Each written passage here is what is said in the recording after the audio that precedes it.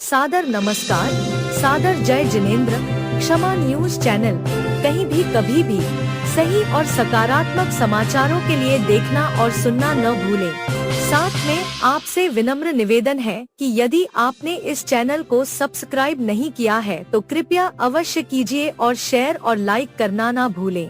ओमी जैन नागपुर से पूछती हैं कि घर में रखी हुई तीर्थंकर भगवान की कृत्रिम मूर्ति, चाहे प्लास्टिक की या फिर धातु की, जिसे घर के मंदिर में बनाकर पूजा जा रहा है, वह क्या वास्तु दोष के कारण बनता है? और यदि इन मूर्तियों को निकाल कर रखना चाहें तो क्या करना चाहिए? कभी भी भगवान की 3D इमेज वाली यानी प्रतिमाओं को घर में नहीं रखना चाहिए। इसलिए नहीं रखना चाहिए क्योंकि जिस घर में आप रहते हैं वहाँ शुद्धि आदि हो जाती है, स्नान आदि करते हैं तो नेगेटिव एनर्जी जनरेट होती है, प्रभु की विनय पूरी नहीं रह पाती है, तो उससे जो है पूजा का पुण्य तो कम मिलता है और आसाधना और अभिनय का पाप अधिक मिलता है। घर गृहस्थी वाला स्थान वो स्थान होता है जो हमेशा सत्कर्म की क्रिया यानी जीववध होता है, हिंसा होती ही रहती, कोई भी व्यक्ति उससे बच ही नहीं सकता। प्रभु की प्रतिमाएं कैसी होती हैं? प्रभु की प्रतिमाएं हाई टेंशन वोल्टेज की भांति होती हैं। हाई टेंशन लाइन के नीचे यदि कोई आ जाए तो वो बच नहीं पाता है। हाँ, उसी हाई टेंशन वोल्टेज से घर रोशन भी होता है लेकिन दूरी बना करके रखी जाती है। जो मंदिर आदि होते हैं वहाँ शुद्धि का स्थान क्षेत्र होता है, वहाँ पूरी विनय पलती है। अब घर में यदि आप प्रतिमा रखोगे तो जिस ओर प्रतिमा की पीठ हो जाएगी, पीठ के पीछे वाला हिस्सा, वो एरिया अपने आप नेगेटिव एनर्जी वाला हो जाएगा, तो वहाँ पे आपको नेगेटिव वाइब्रेशन मिलेगी, वहाँ पर आप कुछ कर नहीं सकते। अब जो सामने वाला एरिया है, प्रभु के सामने बैठ कर के आप घर गृहस्थी के काम करोगे, स्नान करोगे, कपड़े धोगे, अशुद्धि में रहोगे, तो वहाँ पर एक अविनय का दोष लग जाएगा। तो कुल मिलाकर के आप किसी भी एंगल से देखने की कोशिश करो, वहाँ लाभ कम और हानि अधिक ही होती है।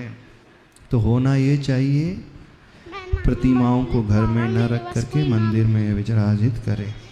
गृह चैत्यालय का वर्णन आता है, लेकिन गृह चैत्यालय ऐसा हो जहाँ आपके रहने का स्थान, भोजन का स्थान, स्नान का स्थान, सोने का स्थान उस चैत्यालय से, उस क्षेत्र से बहुत दूरी को लिए हुए हो।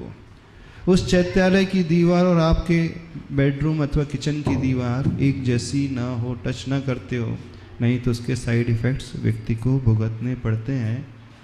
आप उठा करके देख लिए, इतिहास उठा करके देखो, महाराष्ट्र के बहुत सारे एरिया ऐसे एरिया हैं जहाँ प्राय बहुत अधिक गृह चैत्यालय मिलते हैं।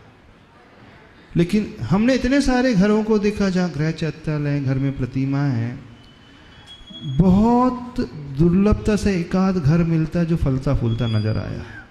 हर घर में कोई ना कोई परेशानी, प्रैक्टिकल उठा करके देखो, हर घर में कहीं ना कोई परेशानी अवश्य मिलेगी।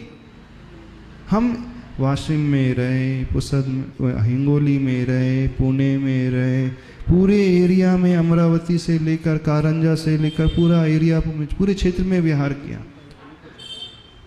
महाराष्ट्र साइड, कर्नाटक से, तो वो इफेक्ट स्पष्ट रूप से नजर आ ही रहा है।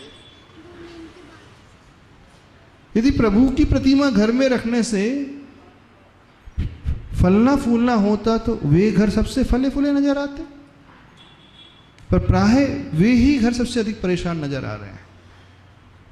इसलिए नजर आ रहे हैं क्योंकि वहां विनय कम होती है और अभिनय अधिक हो जाती है। तो आपसे अभिनय ना होने पाए इसलिए दूरी बना करके रखना चाहिए, तब वो आप फलेंगे फूलेंगे।